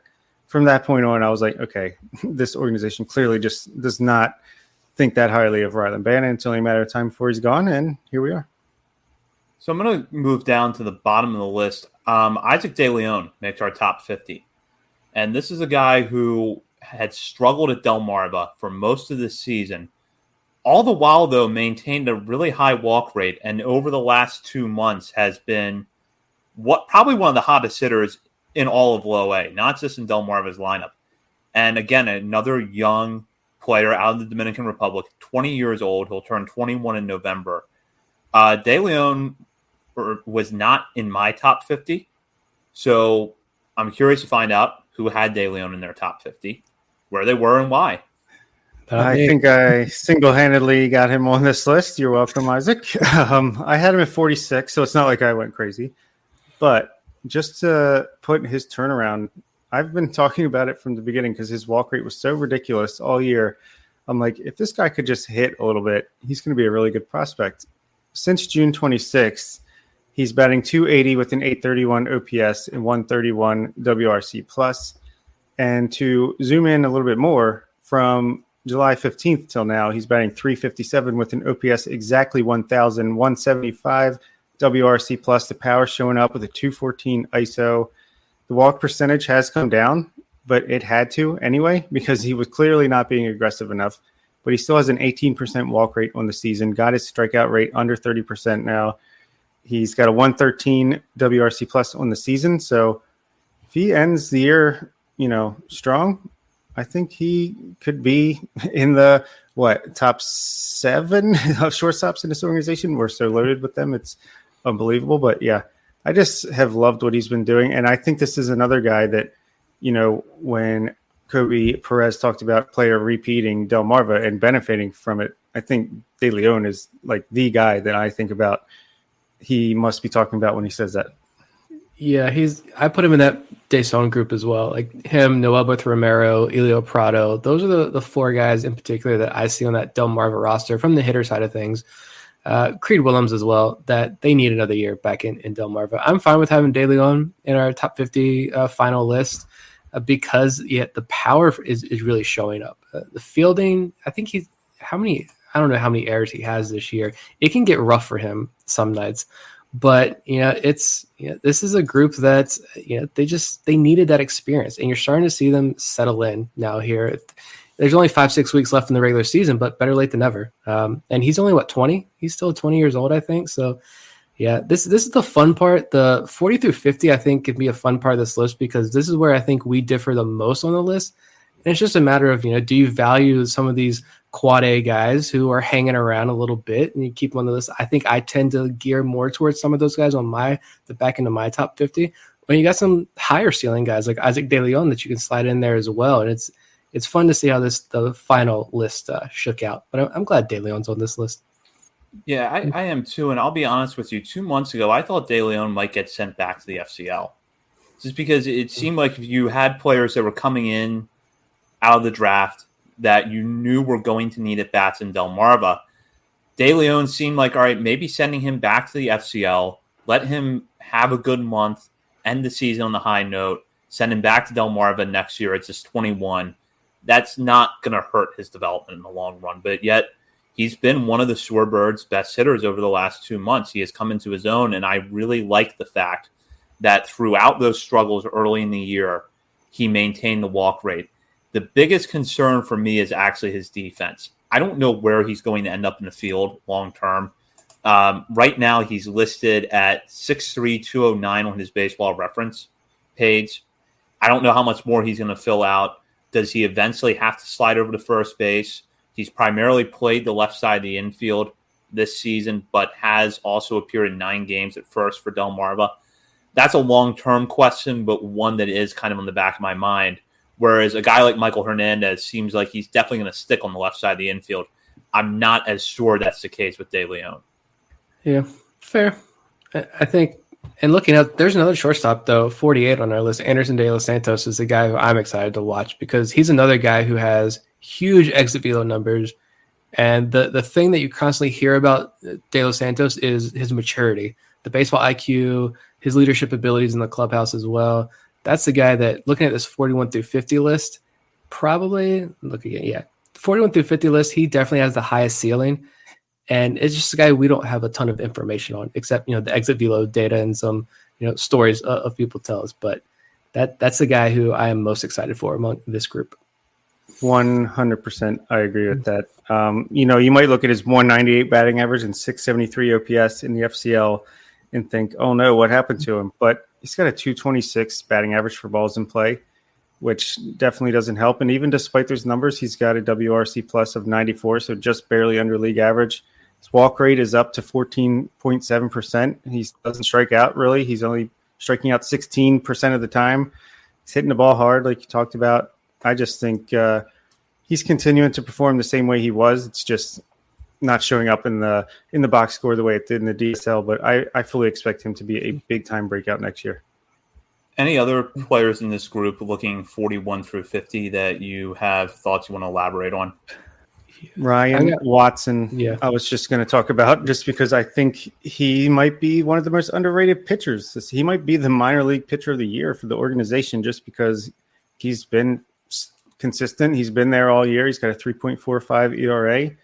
Grayson was amazing, but he only pitched for 2 months. DL Hall has had moments of absolutely brilliance, but he's been up and down. I think Watson's been there all year. And Nick, I'm sure I could pass the baton to a guy who just missed that is also in the running for organizational pitcher of the year.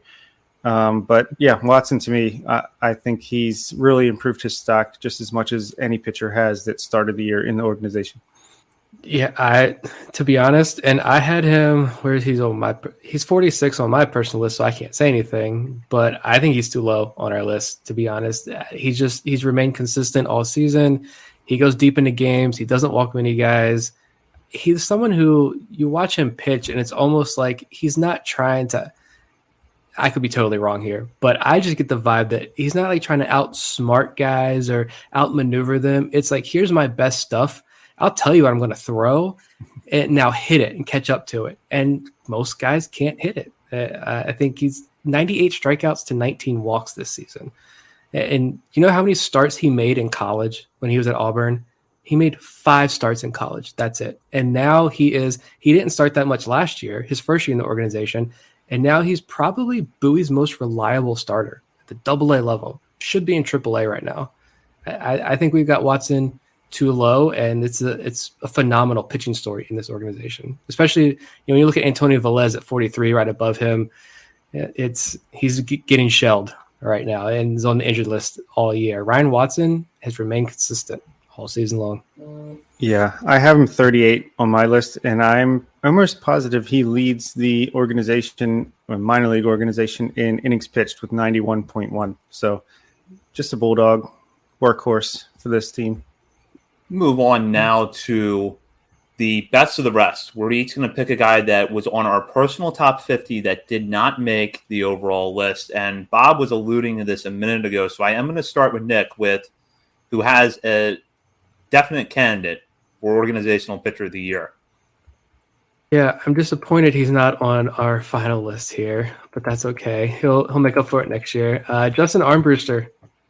He's on my personal list. I have him 47th. And again, when I finished my list, I was like, Ryan Watson is way too low and Justin Armbruster is way too low. I think he's legitimate. Since he's been promoted to AA, I'm trying to blow up just the AA numbers here. 34 2/3 innings in AA, 38 strikeouts, just 4 walks. The guy doesn't walk anybody. Fastball's up to 95, 96 miles an hour. Slider's getting better. I noticed that in his last outing. The slider, he was using that to get strikeouts as well.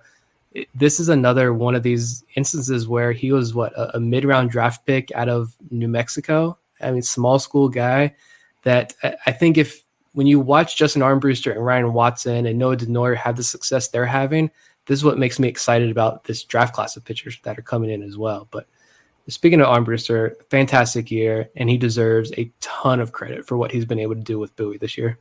100%. I agree with that. Mm-hmm. And I guess I can pick out my guy that just missed our top 50 or is on the outside looking in that could definitely be a guy to keep an eye on. And that, for me, is going to be Aaron Estrada, who didn't technically make my personal top 50, but he was not far off. I really wanted to do it. Maybe should have took Yusniel Diaz's place, but this kid is something else. I don't know what he signed for, but give him $1 million bonus for what he's doing in the DSL, just absolutely lighting the world on fire. Plays second base, lefty bat, aggressive swing. I can't wait to see what he does when he gets stateside next year.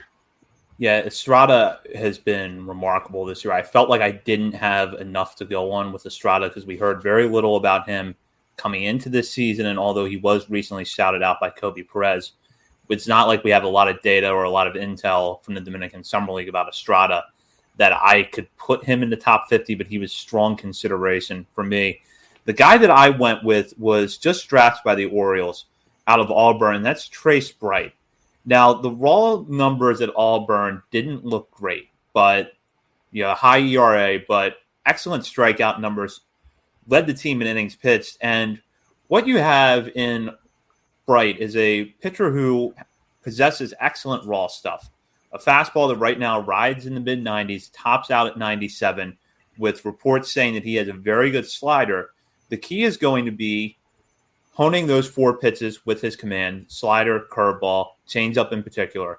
And we know the Orioles really emphasize the changeup, and that is something they can teach.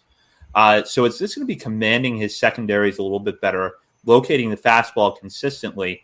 But I think he's a better pitcher than what that ERA at Auburn shows. And what I see here is a guy that could be a quick riser, either because the Orioles get a hold of him, they fix some things, and he moves quickly as a starter, or you have a really good fastball slider combination that could stick in the bullpen. And I'll admit that it might be a bit of a reach putting Bright at this spot, but for a guy that's just 21 years old, has the good raw stuff, and I think the Orioles organization has good plans for these types of pitchers. So I felt comfortable just sticking him in my top 50. I actually had him 50th on my list, right behind Brennan Hanafy, who I was surprised to not see on the top 50. Yeah, 49th on my list. I had to sneak him in there. Coming back from Tommy John, not relying on that heavy sinker anymore. For watching him with Bowie, now he's back with Bowie. Not relying on that pitch, using the changeup, using the slider. That's good to see. I think, with Tommy John guys, the command control is kind of the last thing to come back, and we're seeing that with Hanafy. But he's off to another good start. And I mean, I don't know who else you guys had on your top 50 that didn't make it, but I've got some other names on my list that are in no order here. But we just went through 50 and a little bit more, and I still think there are guys who could be contributors at the next level that are not up here. Like Creed Williams is not on our top 50. Juan De Los Santos, Moises Chase, Zach Watson fell, Ignacio Feliz, Peter Van Loon, Jacob Teeter, Luis Valdez is getting interesting. Still have a question about him, but Trenton Craig, Elio Prado, Roller and Hale, Adam Hall didn't make our top 50. So many names to look out for. Yeah, I'd like to throw in Colin Burns, shortstop for Aberdeen. He's had a really solid, consistent year all year. He's personally in my top 50, but just didn't shake out that he made it on the master list this time. I was a little surprised that Edwin Amparo didn't make the top 50. 17-year-old down in Dominican Summer League, one of the big acquisitions the Orioles had in the most recent international free agent class. He was 46 on my list, and while the pure stat line has not been great in the Dominican Summer League this year, I appreciate the fact that he's a 17-year-old with good walk numbers who never strikes out. And it does feel like at 6 foot, 165 pounds is what he's listed at right now. There is room for him to fill out. The reports on him coming into this season were really positive. So I felt like that while he's definitely a guy that has a lot of development ahead of him, that he was worthy of top 50 for me. Yeah, he was on my top 50 coming into the year and remained on there for most of the year. I think I just took him off, but the Dominican Summer League guys, I mean, we've gotten a little bit of information on some guys, but it's much harder to get that info and to rank these kids. And not even just Edwin Amparo, but Raylan Ramos, an outfielder down in the DSL, is putting up phenomenal numbers, especially lately. Bob mentioned Aaron Estrada. Thomas Sosa is a guy that I really like. The numbers, he walks a lot, but he's putting up big numbers there. There are some DSL guys. There's a Luis De Leon, a pitcher, a left-handed pitcher in the DSL that no one is talking about, that I randomly found looking at the box scores. I'm seeing his name a lot. Found some video on Instagram. Big lefty, big curveball. There are some real sleepers down there in the DSL. It's just a matter of we got to get eyes on those kids. But it's fun to imagine now that we have a real international presence, we have a whole other layer of prospects to look at and consider here. Not to mention Juan Nunez recently coming over in trade. Can't remember if you just named Raylan Ramos. Just so many names. I keep a top 100, and it's even hard to say, oh, wait, who do I want to take off this list now? Who do I want to take off this top 100, which is pretty crazy to think about. All that orange Kool-Aid we're drinking. Yep. So positive. I don't know. No orange Kool-Aid, but I did bring the orange beer tonight. So maybe that's helping the evaluations there. Hey, Oktoberfest lagers are not too far away. Orange dreamsicle. So there you go. We're dreaming over here. Sleeping soundly. Well, that's our look at the top 50 for the Orioles farm system. Don't forget, it will be up on BaltimoreSportsAndLife.com this week. So if you haven't already, check that out. We post our updates to BSL twice a year. This is the first time we've done it since the winter. So our next update on BSL will probably be another 5 or 6 months once we get closer to spring training through the off season. And this might be a year where the Orioles subtract from the top 50 list over the off season. We'll see. But if you are a member of our Patreon community, you will get monthly updates in both September or October. So make sure to check that out. And also check out BaltimoreSportsAndLife.com for all the latest coverage on the Orioles, Ravens, college sports, and more. Hop on the message board there, join in discussion with fellow readers of the site, as well as contributors. And follow us on Twitter at BS on the Verge for good content throughout the week. Bob, Nick, we've covered a ton of ground tonight, but before we wrap up, any final thoughts? Finish strong. We're down to, I think FCL and DSL wrap up in the next couple of days, like 2 weeks or so. And then Delmarva and Aberdeen and the rest of the affiliates start wrapping up not too long after. We're coming to an end. So I hope these guys can finish on a high note. Yeah, just had a lot of fun putting this top 50 together as always and talking about it on here. It's a great group of players and people, and it's just so much fun to talk about this stuff with patrons and people that just interact with us that aren't Patreon supporters. I like the staggered ending to the season. It's going to be like FCL ends 1 week, then Delmarva the next, then Aberdeen, then Bowie, and then like Norfolk goes all the way to the end of the Major League season. So I like that they did that for us. They give us a topic for the entire month of September. We can wrap up each week. Yeah, we're going to have a lot of coverage here over the next 2 months and into the offseason, so keep listening. For Bob Phelan and Nick Stevens, this is Zach Swedden. You've been listening to On the Verge.